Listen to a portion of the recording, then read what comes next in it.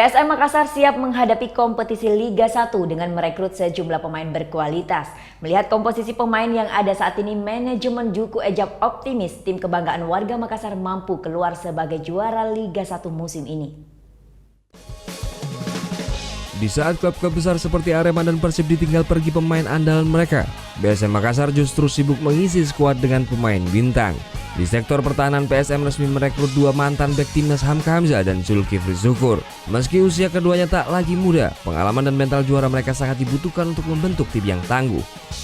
Zulkifli dan Hamzah akan ditopang bek asing berkualitas yang pernah bermain di Liga Prancis, Steven Paule. Di sektor gelandang, PSM mempertahankan ikon mereka Samsul Hairudin serta dua pemain muda kaya pengalaman Rashid Bakri dan Rizky Pelu. Lini tengah Juku Ejab semakin kuat dengan bergabungnya pemain naturalisasi Rafael Maitimo dari Arema FC. Di sektor depan, PSM masih mengandalkan trio Titus Bonai, Ferdinand Sinaga, dan striker asal Belanda Wiljan Pluim yang tampil gemilang dalam turnamen TSC lalu. Melihat komposisi pemain yang bertabur, bintang manajemen pun optimis PSM mampu tampil sebagai juara Liga 1 musim ini. Kalau kita PSM sih targetnya harus juara lah. Harus juara ya. Dengan sekarang ini. Iya, dengan materi seperti ini yang kita harapkan ini bisa memberikan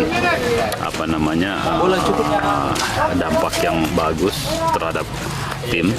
Makanya kita serius dalam mencari pemain dan pelatih. Di musim ini PSM masih diarsiteki pelatih bertangan dingin asal Belanda, Robert Rene Albert. Pelatih yang pernah mengantar Arema juara kompetisi Liga Indonesia musim 2010 tersebut diharapkan bisa mengulang prestasi serupa di tim PSM Makassar. Untuk mematangkan permainan tim, PSM Makassar menggelar latihan tertutup di Pulau Bali selama sepekan ini. Muhammad Hasanuddin melaporkan untuk NET.